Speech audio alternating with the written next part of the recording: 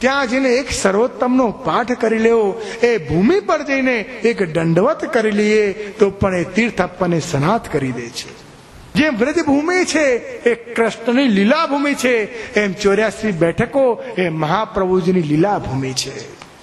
એ બેઠકોનું પણ 3 સ્વરૂપ છે. ભૌતિક સ્વરૂપે જે તમને દેખાય બાંધકામ છે, આધ્યાત્મિક સ્વરૂપે તમને દેખાય કે અહીંયા શ્રીમદ ભાગવતનો પાઠ છે, અને આદિદૈવિક સ્વરૂપે જુઓ તો 84 ભક્તો અને 84 બેઠકો, એક એક ભક્તને જીવને સમર્પણિત કરીને એને જીવને ત્યાં સનાથ કર્યો છે, સ્વીકૃત કર્યો છે. એવો આદિદૈવિક સ્વરૂપ પણ બેઠકજીમાં બિરાજમાન છે. આ દરેક અલગ અલગ અંગો છે આપણા ત્યાં. તો જ્યાં તીર્થની વાત આવી ત્યાં મહાપ્રભુજીના બેઠકો આપણને સનાથ કરે છે. ત્યારબાદ નેમ આવે. નેમ કયું સાચું, કયો નિયમ પ્રભુને સુખરૂપ થાય? જે પ્રભુને સુખરૂપ થાય તે નિયમ સાચો.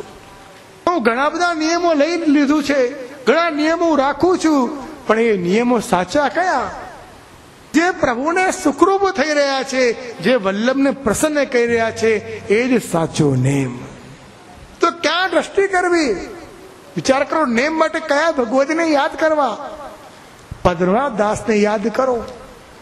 અડિલમાં એક જીવ આવ્યો અને કંઈક દ્રવ્યની ઉઘરાણી કરવા બેઠો, ત્યારે પદ્મનાભ દાસનું ધ્યાન ગયું કે મહાપ્રભુ તો ભોજનમાં પધાર્યા છે.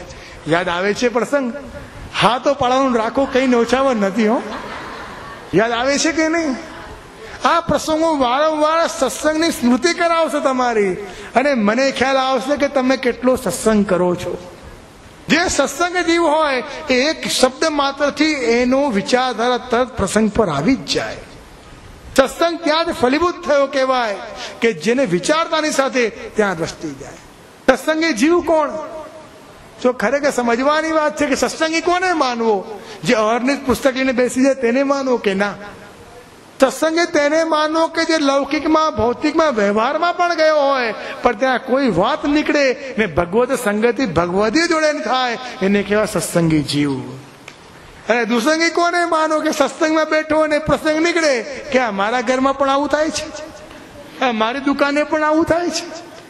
એને ભૌતિક જીવ માનો, ભૌતિક વિચારધારા વાળો, કે જેનું સત્સંગમાં બેસીને પણ એની મતિ, એનો જીવ તો ભૌતિકનો છે. કે આવો જ પ્રસંગ મારી દુકાને રોજ બને છે, અને સત્સંગી દુકાને બેઠો બેઠો પણ ભગવદને યાદ કરતો હોય, એને કહેવાય સત્સંગી. તો નેમ અહીંયા પદ્મનાભ દાસનો છે કે મહાપ્રભુજી ભોજનમાં પધાર્યા છે ને કોઈ જીવ આવીને દ્રવ્યની વાત કરે છે. પદ્મનાભ કહે છે ચાલો હું તમારી જોડે આવું, ને પોતાને ગીરવે મૂકીને શ્રી વલ્લભને શ્રમ આપ્યો. શ્રી વલ્લભના સુખનો વિચાર તે જ ભક્તનો સાચો નિયમ. એટલે પદ્મનાભ દાસ નિયમમાં સાચા છે. જે કોઈ પણ પ્રભુને શ્રમ ના આપે, જે જીવ શ્રમ આપ્યા વગર પોતાના નિયમ રાખીને પ્રભુને સુખરૂપ કાર્ય કરે, એને કહેવાય સાચો નિયમ. ધર્મનું સ્વરૂપ આવ્યું કે ધર્મ કયો સાચો? શ્રી મહાપ્રભુજી કહે છે ગૃહ સેવા સ્વધર્મતા સેવાયામ વા કથાયામ વા. એક ભર્યો શ્રી ગોપીજન વલ્લભ નહીં સ્વામી દૂજો. આ શ્રી વલ્લભને ભગવતીઓ વાણીને જે સાર્થક કરે એ જ સાચો ધર્મ. ધર્મનું રક્ષણ કોણ કરે? ધર્મીનું રક્ષણ કોણ કરે? ધર્મી જીવનું રક્ષણ કરે, ધર્મી જીવનું રક્ષણ કરે, ધર્મી જીવને શરણમાં રાખે. પણ જીવે ધર્મનું રક્ષણ કરવાનું છે. આચરણ કરવાથી ધર્મ પ્રગટ દેખાય છે. ધર્મો ધર્મી મૂલક. જો જીવ આચરણ નહીં કરે તો કેમ ચાલશે? અમારે તો પ્રીત બહુ ઊંચી છે, પણ રીતનું પણ મહત્વ છે. પ્રીત તો ઘણી ઊંચી છે, પ્રીત સામે કોઈ આવી શકે તેમ નથી. પણ મહાપ્રભુજીએ ગુસાઈજી એક મેળ પણ બનાવી છે. એ મેળને કહેવાય ધર્મનું રક્ષણ. તો શ્રી વલ્લભની વાણીમાં, વલ્લભના ગ્રંથોમાં અને વલ્લભની વાણીમાં જેને સતત વિશ્વાસ છે, એને કહેવાય એ ભક્તને ધર્મનું રક્ષણ છે. શેઠ દિનકર દાસને મહાપ્રભુજીની વાણીમાં દ્રઢ વિશ્વાસ રાખે છે કે જેના આવ્યા વગર શ્રી મહાપ્રભુજી આખ્યાનનો પ્રારંભ નહીં કરતા. કે તમે આવશો ત્યારે હું સત્સંગનો પ્રારંભ કરીશ. કારણ કે દિનકર દાસને મહાપ્રભુજીની વાણીમાં દ્રઢ વિશ્વાસ છે, અને દ્રઢ વિશ્વાસ મહાપ્રભુજીની વાણી જેનો છે એ જ સાચો એનો ધર્મ છે. તો ધર્મનું રક્ષણ ત્યારે જ પુષ્ટિ ભક્તિ માર્ગે જીવ કરી શકશે જ્યારે આચાર્યની ગુરુની વાણીમાં વિશ્વાસ રાખશે અને વ્રત કયું સાચું. ત્યારબાદ ગ્રંથોએ બતાવ્યું કે પ્રથમ તો 4 જયંતી છે. પ્રથમ 4 જયંતી જીવે કરવી જ જોઈએ ને ત્યાર પછી 24 એકાદશી આવી.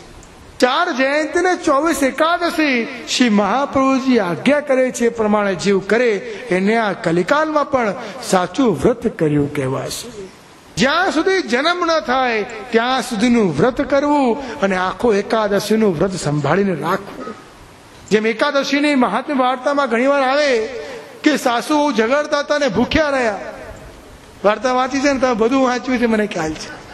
આવે છે વાર્તા કે વ્રત કરવું નતું પણ ઝઘડાના કારણે ભૂખ્યા રહ્યા. જો મિસ કેવું આવ્યું, ક્લેશનું મિસ આવ્યું છે.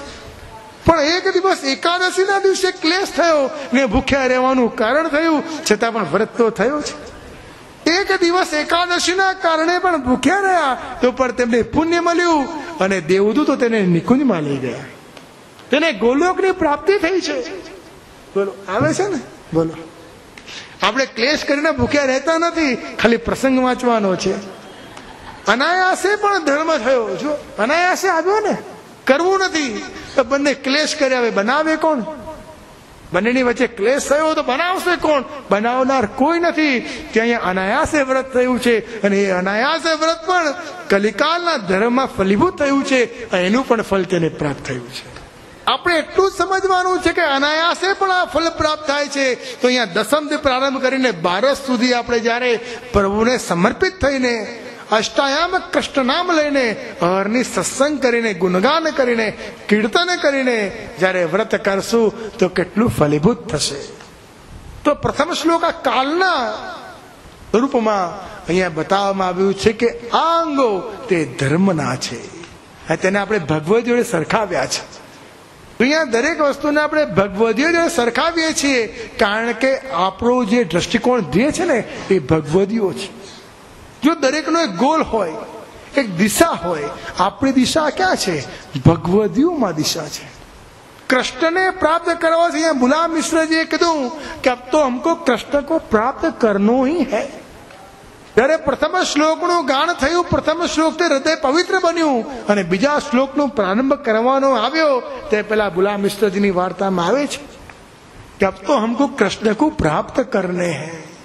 તો જે ભગવદીઓ કૃષ્ણને પ્રાપ્ત કરી ચૂક્યા છે તે જ આપણો ધ્યેય છે, તે જ આપણો ગોલ છે, તે જ આપણી દિશા છે. તો વારંવાર ભગવદીઓનું સ્મરણ કરવાથી એ દિશા તરફ આપણી ગતિ વધતી જાય. તો કહેવા તાત્પર્ય છે વૈષ્ણવો કે શ્રી હરરાય મહાપ્રભુ ટૂંકમાં પ્રથમ શ્લોકમાં સમજાવ્યું કે આ કલિકાલમાં પુષ્ટિ ભક્તિ માર્ગે જીવ જે કૃષ્ણને સમર્પિત છે તેને કાલ બાધક નથી. આજનો લાવ લેજે, કાલે કોને દીઠી છે. તેને કાલ કર્મના બાધે રહે એવો માર્ગ વલ્લભ વરનો રહે, જ્યાં નહીં પ્રવેશ વિધિ હરનો રહે. કઈ બાધક નથી. જેને વલ્લભનું ચરણ પ્રાપ્ત થયું હોય તેને આ કાલ બાધક થતો જ નથી. એને કાલ બાધક નથી. બસ એક આશ્રયની જરૂર છે. અહીંયા અષ્ટપદીની વાર્તાથી એના સાનિધ્ય પ્રાપ્ત થયું. અષ્ટપદીને આપણે યાદ કર્યા. ભગવદીઓને યાદ કરવાથી વિચારોની શુદ્ધિ થાય છે. અમારા આચાર્યને પૂછ્યું કે વારંવાર 84 વૈષ્ણવની વાર્તાનું સ્મરણ કરતા રહ્યું કે હા, કે તેનું કારણ શું છે? કે જીવમાં નિત્ય નવા નવા વિચારો પ્રગટ થતા રહે છે અને એવા વિચારો જે છે એ જીવને બંધન કરતા છે. જો એક સારો વિચાર તમને આવે તો એક સારી સેવા કરાવે અને ખોટો વિચાર આવે તો એક દોષ કરાવે.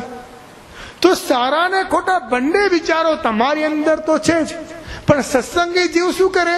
ખોટા સારા બંને વિચારો સત્સંગીને પણ આવે જ છે, નથી આવતા એમ નહીં, પણ તેનો સત્સંગ પ્રબળ છે એટલે ખોટા વિચારો દબાઈ જાય છે. અને દુસંગીને દુસંગ પ્રબળ છે, સારા વિચારો તેને પણ આવે છે પણ દુસંગ પ્રબળ હોવાથી સારા વિચારો દબાઈ જાય છે.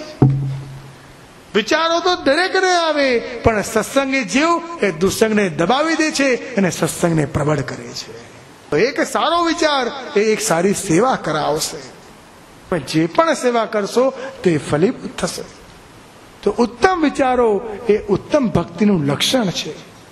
જેવા વિચારો તમારા રહેશે તેવી ગતિ તમારી રહેશે. એટલે આ સત્સંગના માધ્યમથી આશ્રય સિદ્ધવાના માધ્યમ